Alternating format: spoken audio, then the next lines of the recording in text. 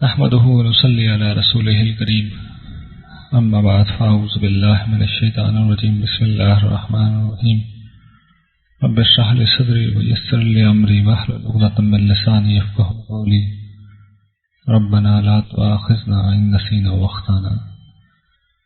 حاضرین، ہم سورہ اعراف کا مطالعہ کر رہے ہیں اور آج اس کی دوسری فصل جہاں سے ہم آغاز کریں گے، لیکن میں یہ بیان کرتا چلوں کہ آج کا جو سیشن ہے اور جو گفتگو ہے وہ اس اعتبار سے اہم ترین ہے کہ آج قرآن کے ٹیکسٹ کی روشنی میں ہم یہ سمجھیں گے کہ کس طریقے سے یہ کتاب قرآن کریم واقعتاً اللہ کی کتاب ہے اور خود قرآن کریم میں اس کی سچائی کا ناقابل تردید ثبوت موجود ہے۔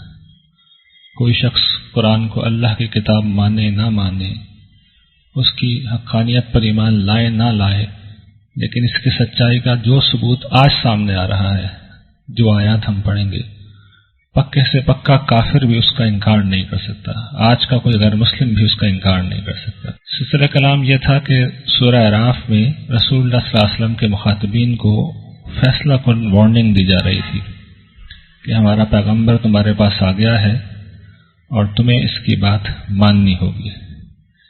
یہ پیغمبر کسی سائل کی درخواست لے کے نہیں آیا ہے، یہ کسی دائی کی دعوت لے کے نہیں آیا ہے کہ تمہاری مرضی ہے تو مان لو اور نہیں مرضی تو نہیں مانو، بلکہ اس کی بات ماننی ہوگی، اور اگر نہیں مانو گے تو پھر اب تیار ہو جاؤ اس انجام کے لیے جو ان آیات میں بیان کیا جا رہا ہے۔ یہ مختلف اقوام کے قصے ہیں جو قرآن کریم کی کئی صورتوں میں بیان ہوئے ہیں۔ سورہ اعراف میں یہ ان صورتوں میں سے ایک صورت ہے جس میں سب کو ایک ساتھ جمع کر دیا گیا ہے۔ جزیرہ نما عرب کے یہ 5-6 اقوام، ان سے قریش بخوبی واقف تھے۔ ان سب اقوام میں اللہ کے رسول آئے، انہوں نے ان کو توحید کی اور آخرت کی دعوت دی، اور جب انہوں نے اس دعوت کا انکار کیا تو ان قوموں کو مٹا دیا گیا۔ پہلے قوم، جیسا کہ آپ کے سامنے ہے کہ نوح علیہ السلام کے متعلق اللہ تعالیٰ ارشاد فرماتے ہیں کہ ہم نے اسے رسول بنا کے اس کی قوم کی طرف بھیجا۔ میں چاہتا ہوں کہ ایک نقشے کے ذریعے سے آپ پہ بات واضح کرنے کی کوشش کروں۔ یہ دیکھیے، رسول اللہ صلی اللہ علیہ وسلم موجود ہیں یہاں مکہ کے اندر، اور یہ جو اقوام ہے اس سلسلہ کلام میں سورہ اعراف میں اور اس کے علاوہ بھی دیگر مقامات پر جو ذکر آئے وہ انہی اقوام کا ہے۔ ان میں سے سب سے پہلی قوم نوح تھی۔ یہ جو موجودہ عراق ہے یہ اس کا علاقہ ہے۔ یہ اس کا ذکر آئے گا کہ اس نے اللہ کے رسول کی نافرمانی کا ارتکاب کیا، اس پہ طوفان آیا، قوم ڈبو دی گئی۔ پھر اس کے بعد اسی میں سے قوم عاد پیدا ہوئی، یہ جو اس طرف آج کل یمن واقع ہے، جہاں دبئی وغیرہ ہے، یہ عمان ہے، اور یہ سعودی عرب کا جنوبی علاقہ ہے۔ اب یہاں بہت بڑا صحرا ہے۔ ایک زمانے میں یہ تمدن کا بڑا مرکز تھا، اور اس قوم کے پاس ان کے پیغمبر آئے، جھٹلا دیا حود علیہ السلام کو۔ اس پہ ایسی آندھی آئی جو 7 دن اور 8 ہفتے تک مسلسل چلتی رہی اور سب ہلاک ہو گئے۔ تیسری قوم اسی کی اولاد میں سے سمود تھی۔ یہ بھی سعودی عرب کا شمالی علاقہ ہے، آج کل یہ مدائن صالح کہلاتا ہے۔ ہجر قرآن میں اس کا نام آیا۔ پتھروں میں گھر بنا کے رہتے تھے۔ صالح علیہ السلام کو ان کی طرف مبعوث کیا گیا، انہوں نے بھی جھٹلایا، اور جھٹلانے کا انجام یہ ہوا کہ ایک زلزلہ آیا اور سب ہلاک ہو گئے۔ اس کے بعد ہم حضرت ابراہیم علیہ السلام کے بارے میں پڑھ چکے ہیں، ان کا علاقہ بھی یہ عراق کا تھا۔ پھر اس کے بعد قرآن بیان کرتا ہے حضرت لوط جو ان کے بھتیجے تھے، موجودہ اسرائیل اور اردن کے درمیان میں یہ ان کا علاقہ تھا جہاں آج کل ڈیڈ سی ہے۔ اس نے بھی جھٹلایا، انکار کیا، ہلاک کر دیے گئے۔ اس کے بعد حضرت شعیب علیہ السلام کی قوم ہے، یہ جو موجودہ سعودی عرب کا آخری علاقہ ہے، جارڈن کے قریب، اس جگہ یہ قوم آباد تھی اور بہت بڑی تجارتی شاہراہ پہ تھی۔ بے ایمانی کا یہ ارتکاب کرتے تھے، شرک کے علاوہ ناپ تول میں کمی کرتے تھے۔ ان کو بہت سمجھایا، نہیں مانے، اور ایک اللہ کے عذاب نے انہیں آ لیا۔ پھر اس کے ساتھ ہی یہ یہاں سے نقشے میں کٹ رہا ہے، لیکن یہیں سے یہ کوہ طور اور سینا کا علاقہ ہے، اس کے برابر میں یہاں پہ مصر کا علاقہ ہے۔ یہ حضرت موسیٰ علیہ السلام کی جو مخاطبین تھے آل فرعون، ان کا علاقہ ہے۔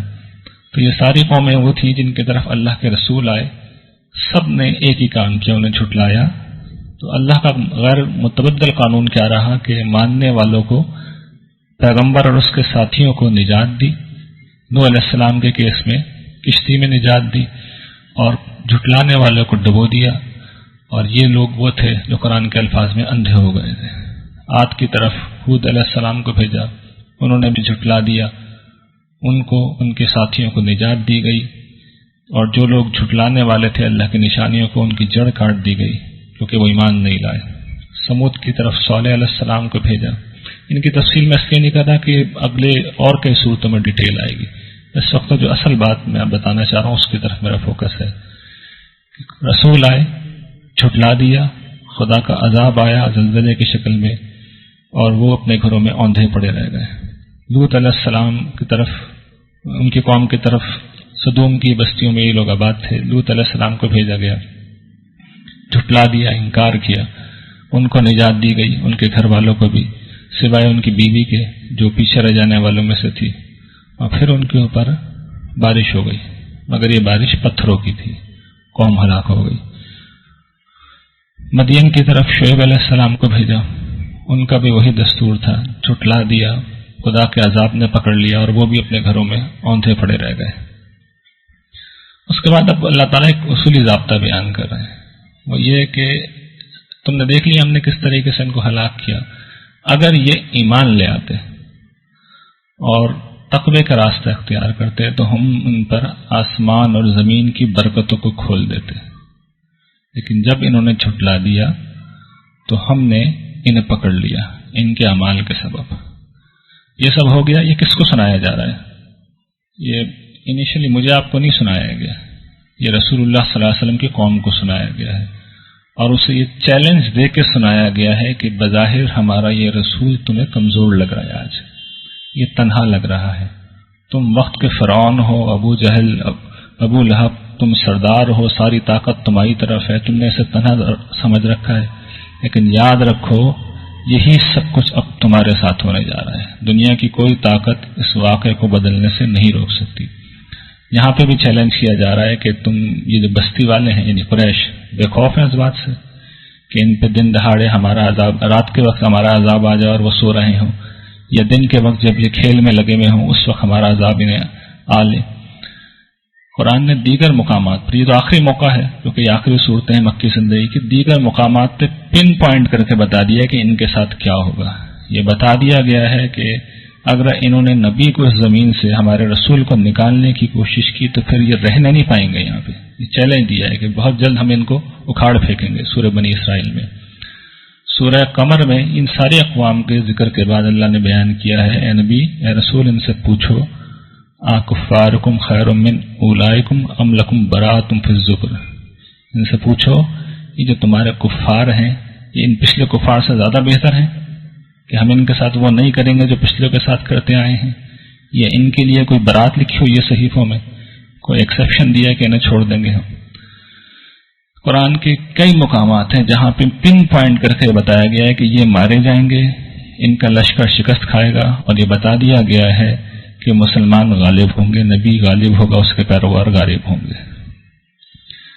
یہ چیلنج ہم سب جانتے ہیں کہ چیلنج نہیں رہا، دنیا کی تاریخ میں یہ ایکسیپشنل واقعہ رونما ہو گیا کہ ایک تنہا شخص نے چیلنج دیا، اور یہ چیلنج صرف 23 برس کے اندر پورا ہو گیا۔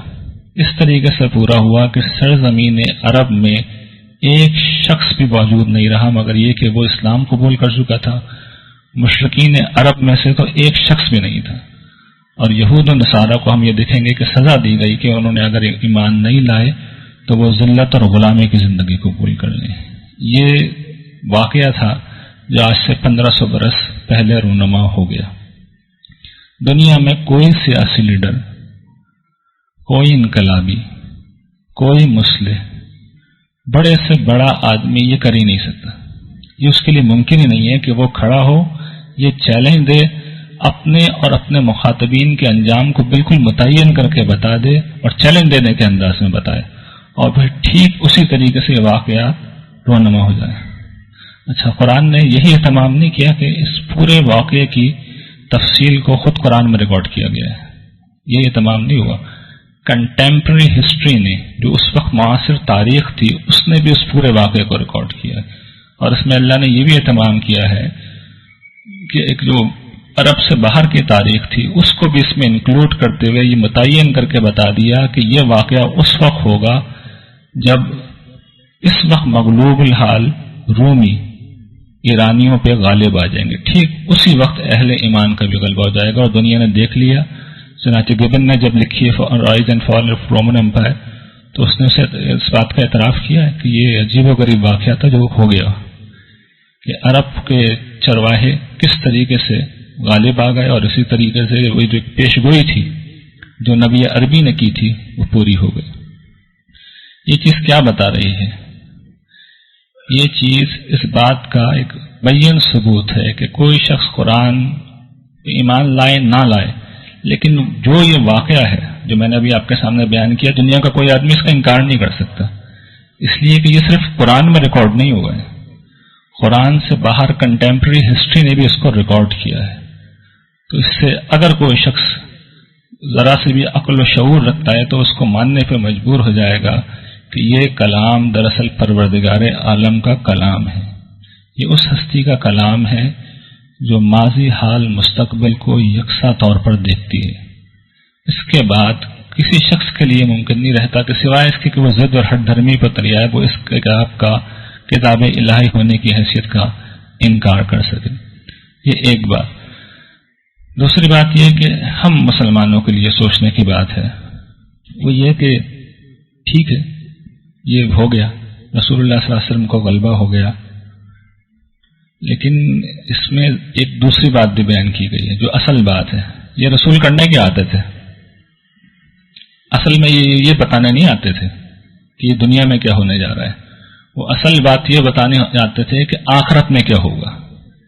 وہ یہ بتانے آتے تھے کہ لوگوں تمہارا ایک پروردگار ہے جس نے تمہیں پیدا کیا ہے، اور پھر جب تم مرو گے تو وہ تمہیں دوبارہ اٹھائے گا. اور جس طریقے سے ہم نے دیکھا کہ رسولوں کی تاریخ میں کہ جو ان پہ ایمان لاتے ہیں ان کو اللہ تعالیٰ بچا کے زمین کا وارث بنا دیتا ہے. جس طریقے سے صحابہ کرام کو بنایا کہ تھوڑے ہی عرصے کے اندر وہ دنیا کی سول سپریم پاور بن گئے، اور جو منکرین تھے وہ وقت کے سردار تھے اور وہ گاجر مولی کی طرح کاٹ دیے گئے. ٹھیک یہی قیامت کے دن ہوگا کہ قیامت کے دن اس دنیا میں جو لوگ ایمان لائے اللہ تعالیٰ ان کو زمین کا بادشاہ بنا دے گا، ساری نعمتیں انہیں دے دے گا. اور دوسری بات یہ ہوگی کہ جو وقت کے فرعون ہیں، جو بڑے بڑے سردار ہیں، اگر وہ اللہ کے خلاف ہیں، اس کے مومن نہیں ہیں، عمل صالح نہیں کر رہے، تو جہنم کی ابدی جیل میں وہ ڈال دیے جائیں گے. تو اب میں آپ سے سوال یہ کر رہا ہوں کہ جب دنیا میں رسولوں کے غلبے والا واقعہ ہو گیا ہے تو ان کا جو اصل چیلنج تھا اور اصل دعوت تھی ان کی کہ آخرت میں بھی یہی سب کچھ ہوگا، تو میں اب آپ سے پوچھ رہا ہوں کہ یہ ہوگا یا نہیں ہوگا؟ کوئی شک ہے اس کے اندر؟ یعنی انہوں نے عام جو نبی ہوتے ہیں نا وہ صرف دعوت دیتے ہیں، اور دعوت کے نتائج ضروری نہیں کہ ان کی زندگی میں نکل آئیں. اس دنیا میں ضروری نہیں ہے کہ جو شخص صالح بھی ہو اسے دنیا میں بھی کوئی مقام مل جائے. رسول اس سے ایکسیپشنل کیس ہوتے ہیں. ان کے بارے میں اصول یہ ہے کہ جب وہ آتے ہیں تو اللہ تعالیٰ اپنی عدالت دنیا میں لگا دیتے ہیں. اور ایک حدیث کے مطابق اگر وہ صحیح ہے تقریباً 300 دفعہ اللہ تعالیٰ نے یہ کام کیا ہے، اور آخری دفعہ آج سے 1500 سال پہلے یہ کام کیا ہے، اور اس کے بعد فل سٹاپ لگا دیا کہ اب کوئی دوسرا انسان یہ کام کر نہیں سکتا. اور پھر نہ صرف یہ کہ اس کو قرآن کی شکل میں ریکارڈ کیا گیا بلکہ ہسٹری نے بھی اسے ریکارڈ کر لیا، اور ساری انسانیت کے لیے یہ قرآن کی سچائی کا ایک ثبوت ہے. تو یہ ہے وہ داستان جو قرآن میں آپ دیکھیں گے بار بار بیان ہوگی. یہ چونکہ ہم بیان کر چکے ہیں قرآن کا دوسرا گروپ ہے تو اس کے اندر ہی پہلی دفعہ زیر بحث آئی، اس لیے میں نے اس کی کچھ تفصیل کرنا مناسب سمجھا. پھر ان کے متعلق ایک اصولی ضابطہ بیان کیا جا رہا ہے کہ یہ بستیاں جن کی خبریں ہم تمہیں سنا رہے ہیں ان کے پاس ان کے رسول آئے روشن نشانیاں لے کے، لیکن جس چیز کو وہ پہلے جھٹلا چکے تھے وہ اس پہ ایمان نہیں لائے، اور اسی طرح اللہ تعالیٰ ان کافروں کے دلوں پہ ٹھپا لگا دیتا ہے. یعنی یہ مشرکین کی طرف اشارہ ہے کہ اب انہوں نے انکار کر دیا تو یہ ماننے کے نہیں.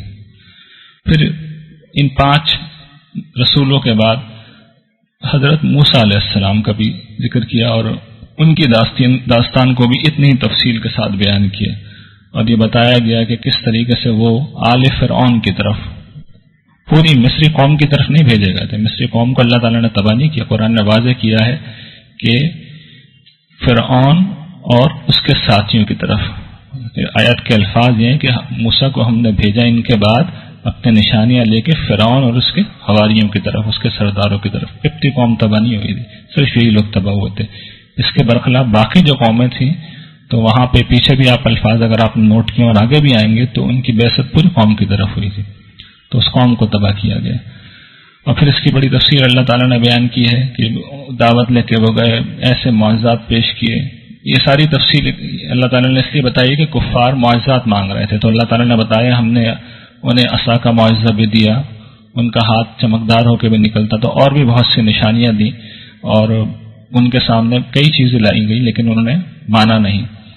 ان کو چھوٹے چھوٹے عذاب بھی دیے گئے، طوفان ان پہ بھیجا گیا، ٹڈیاں، جوئیں، ان کے ہر چیز میں ٹڈیاں پیدا ہو جاتی تھیں، جوئیں آ جاتی تھیں، مینڈک نکل جاتے تھے، اور خون. یہ کوئی ایک دو چار گھروں میں نہیں ہوتا تھا، سب میں ایک ساتھ ہو جاتا تھا، اور حضرت موسیٰ کی بد دعا سے ہوتا تھا. تو ساری نشانیاں جو کفار مانگ رہے ہیں یہ قریش کو سب دکھا چکے ہیں. لیکن جو اصول ہے کہ ایک دفعہ جنہوں نے انکار کر دیا وہ دوبارہ ایمان نہیں لاتے تھے، تو یہ سب پہلے بھی بیکار گیا ہے، اب بھی اگر ہم دہرا دیں گے تو بیکار جائے گا. اس لیے رسول اللہ صلی اللہ علیہ وسلم کو سنایا جا رہا ہے کہ ان کی مطالبات پہ کان نہیں دھریں. اصول یہ ہے کہ جب انہوں نے نہیں مانا تو ہم نے ان سے انتقام لیا، ان کو ڈبو دیا دریا کے اندر، اس واسطے کہ وہ ہماری آیتوں کو جھٹلاتے تھے اور ان سے وہ غافل تھے. اب اس کے بعد یہ بنی اسرائیل کے متعلق اللہ تعالیٰ تفصیل کے ساتھ بیان کر رہے ہیں کہ ان کو ہم نے فرعون کو ڈبونے کے بعد ان کو ہم نے، یہ جو آپ کو یاد ہوگا حضرت ابراہیم کی دوسری نسل میں سے تھے، حضرت اسحاق علیہ السلام اور یعقوب علیہ السلام کی ایک نسل یہ تھی، ایک بنی اسماعیل تھی جس میں خود حضور آئے ہیں. تو ان کو پہلے یہ اللہ تعالیٰ نے منصب دیا کہ ان کو بحیثیت ایک امت کے اٹھایا، اور ان کے معاملے میں بھی اصول یہ تھا کہ وہ اگر اچھائی کریں گے، اگر خدا خوفی کا ثبوت دیں گے تو اللہ تعالیٰ کی رحمتیں انہیں فوراً اسی وقت جواب دیتی تھی، اپنا فضل اللہ تعالیٰ ان پہ کرتا تھا. اور اگر وہ نافرمانی کرتے تھے تو اللہ تعالیٰ کی طرف سے ان پہ عذاب آتا تھا.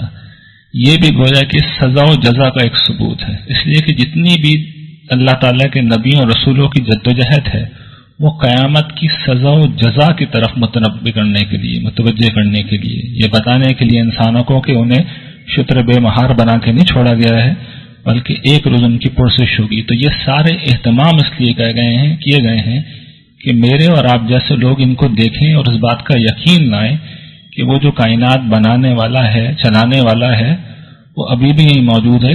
گرچہ وہ ہماری لغزشوں، بلکہ لغزشیں تو نہیں کہنا چاہیے، ہماری سرکشی کے باوجود بھی ہمیں نہیں پکڑتا، تو یہ مہلت کا ایک قانون ہے، وگرنہ سزا و جزا کا قانون اس نے ہمیں بتایا ہے کہ اس دنیا میں جاری ہے. کچھ مخصوص اقوام کے لیے اس نے کر کے ماڈل بنا دیا ہے، اور باقی لوگوں کو بتا دیا ہے کہ جب تم میرے پاس لوٹ کے آؤ گے تو تم سب کے ساتھ یہ میں معاملہ کر دوں گا.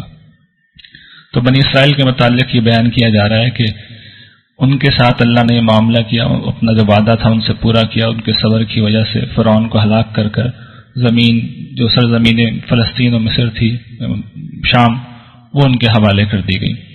جب فرعون ڈوب گیا اور وہ لوگ وہاں سے نکلے تو اب یہ ان کے بارے میں بیان ہو رہا ہے کہ جیسے ہی وہ وہاں سے باہر نکلے مصر کی سرزمین سے، تو انہوں نے کچھ لوگوں کو اپنے بتوں کے سامنے بیٹھے دیکھا. تو حضرت موسیٰ سے انہوں نے کہا کہ ایسا کیجئے، ہمارے لیے بھی ایسا یہ خدا بنا دیجیے. حضرت موسیٰ بہت ناراض ہوئے کہ تم جاہل لوگ، یہ کیا تم باتیں کر رہے ہو؟ جن چیزوں میں یہ لوگ لگے ہوئے ہیں یہ سب تباہ ہونے والی ہیں، یہ باطل کام کر رہے ہیں. کیا تمہیں اللہ کے سوا کوئی معبود بنا کے دوں؟ اور وہ اس نے تمہیں ساری دنیا پہ فضیلت دی ہے، تمہیں آل فرعون کے عذابوں سے نجات دی ہے. جب وہ تمہارے بیٹوں کو وہ قتل کرتے، تمہاری عورتوں کو وہ زندہ چھوڑ دیتے، اس میں تمہارے لیے بڑی آزمائش تھی.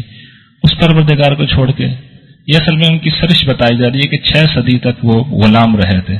اس کی بنا پہ ان کے اندر ایک نوعیت کی شرک کے اثرات گہرے ہو گئے تھے. تو وہ اللہ تعالیٰ ایسا خدا جو نظر نہ آ رہا ہو تو وہ ان کا سمجھ میں نہیں آتا تھا.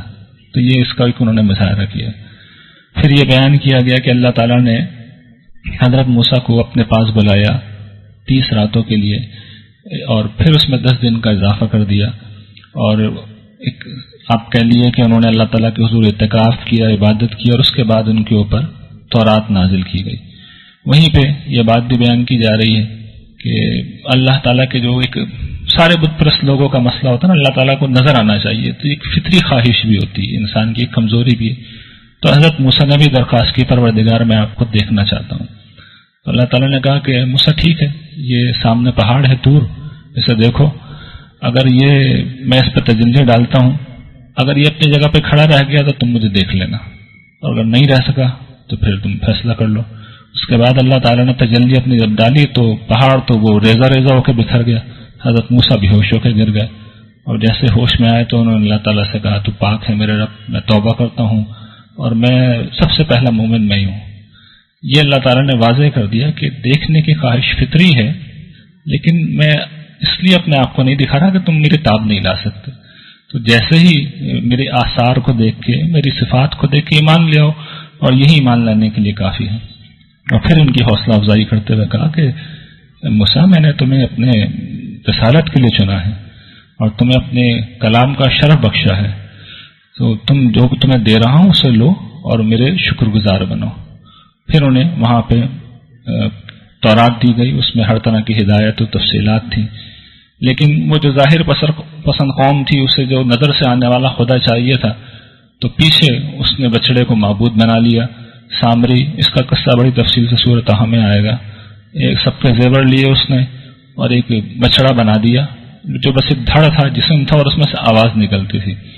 تو اللہ تعالیٰ کہتے ہیں کہ یہ دیکھتے نہیں کہ وہ نہ ان سے باتیں کرتا ہے اور نہ انہیں راستے کی طرف ہدایت دیتا ہے، صرف ایک دھڑ بن گیا، بچڑے کی شکل بن گئی اور اس میں سے آواز نکل رہی ہے۔ تو یہ کیسے احمق ہیں کہ انہوں نے اسے معبود بنا لیا۔ اور پھر انہوں نے بہرحال اس پہ انہیں احساس ہوا کہ یہ غلطی ہوئی ہے، ان کو سزا بھی ملی، اس کی تفصیل میں سورہ بقرہ میں بیان کر چکا ہوں، اور اللہ تعالیٰ نے بہت ان سے، حضرت موسیٰ نے اللہ تعالیٰ سے بہت معافی مانگی، ان کی قوم نے بھی بہت معافی کی درخواست کی، اور ان کو بہرحال سزا بھی دی گئی، جس کے نتیجے میں ان کے ہم قوم لوگوں نے اپنے ہی بھائی بندوں کو مارا۔ تو ایک دن میں 3000 بنی اسرائیل کے لوگ جنہوں نے یہ کام کیا تھا ان کو قتل کر دیا گیا۔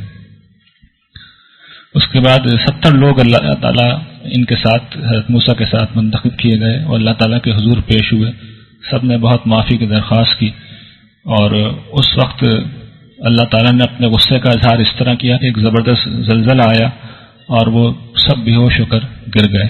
قرآن نے دوسری جگہ تعبیر کیا کہ وہ مر گئے۔ اس وقت سیدنا موسیٰ نے بہت گڑ گڑا کے اللہ تعالیٰ سے درخواست کی کہ پروردگار، اگر تو چاہتا تو ہم کو پہلے ہی مار دیتا، اور مجھے بھی اور ان لوگوں کو بھی، وہ ہمارے بے وقوفوں کی بنا پہ ہم سب کو ہلاک مت کر، یہ بس ایک آزمائش تھی، اور جسے تو نے چاہا اسے وہ ہدایت پا گیا، تو ہی ہمارا کارساز ہے، ہمیں بخش دے اور ہم پر رحم کر۔ اور پھر انہوں نے التجا کی کہ ہمیں دنیا کی اور آخرت کی بھلائیاں سب عطا فرما۔ اب اس کا جو جواب اللہ تعالیٰ سلسلہ کلام روک کے یہاں پہ دے رہے ہیں، یعنی اب یہ کمنٹ اس وقت جواب نہیں دیا تھا اللہ تعالیٰ نے، اب یہ خاص طور پہ جو موجودہ یہودی تھے رسول اللہ صلی اللہ علیہ وسلم کے، ان کو سنایا جا رہا ہے کہ ہم اپنی رحمتیں کس کو دیتے ہیں۔ اصول یہ ہے ان لوگوں کو جو اللہ سے ڈرنے والے ہیں، زکوٰۃ ادا کرنے والے ہیں، اور جو ہماری آیتوں پر ایمان رکھتے ہیں۔ یہ جواب حضرت موسیٰ کو دیا تھا۔ اب اس کے بعد مزید یہ کہہ رہے ہیں کہ یہ وہ لوگ ہیں یہ رسول نبی امی، دیکھیے رسول اللہ صلی اللہ علیہ وسلم کے تینوں منصب بیان کر دیے۔ آپ اصل میں رسول تھے، یعنی وہ ہستی تھے جس کی قوم کا فیصلہ ان کے سامنے ہی ہونا تھا۔ نبی امی اس حیثیت میں بنی اسرائیل آپ کو جانتے تھے، امی یعنی بنی اسماعیل کی آپ آئے تھے، اور وہ لوگ یعنی بنی اسرائیل ان کو پاتے ہیں اپنی کتابوں میں لکھا ہوا، تورات میں، انجیل میں، اور عین پیش گوئیوں کے مطابق یہ انہیں نیکیوں کا حکم دیتا ہے، برائی سے روکتا ہے، پاکیزہ چیزیں حلال کرتا ہے، خبائث کو حرام کرتا ہے، جو بوجھ اور جو بیڑیاں، جو پابندیاں انہوں نے اپنے پر لگا رکھی وہ ان کو اتارنے کے لیے آیا ہے۔ تو بس اب جو اس پہ ایمان لائیں گے، اس کی تکریم کریں گے، اس کی مدد کریں گے، جو نور اس کے ساتھ نازل ہوا ہے اس کی پیروی کریں گے، وہی فلاح پائیں گے۔ اور پھر حضور سے کہا کہ اے نبی کہہ دو، ان یہودیوں کو بھی بتا دو کہ میں تم سب کی طرف رسول ہوں، ایسا نہیں ہے کہ مشرکین کی طرف ہوں، مشرکین کی طرف بھی ہوں اور تمہاری طرف بھی رسول ہوں۔ یہ ان کا کہنا یہ تھا کہ یہ ہمارے رسول نہیں ہے، بس مشرکین کے رسول، اس کا جواب دیا گیا ہے۔ اور ان سب کی طرف، تم سب کی طرف بھیجا گیا ہوں، اس ہستی کی طرف سے جس کے لیے آسمان و زمین کی بادشاہی ہے، اس کے سوا کوئی معبود نہیں، زندہ کرتا ہے وہی مارتا ہے، بس تم ایمان لاؤ اللہ پر، اس کے رسول نبی امی پر جو اللہ کو مانتا ہے، اس کی کلمات کو مانتا ہے، اور اسی کی پیروی کرو تاکہ تم ہدایت پا جاؤ۔ وآخر دعوانا الحمدللہ رب العالمین۔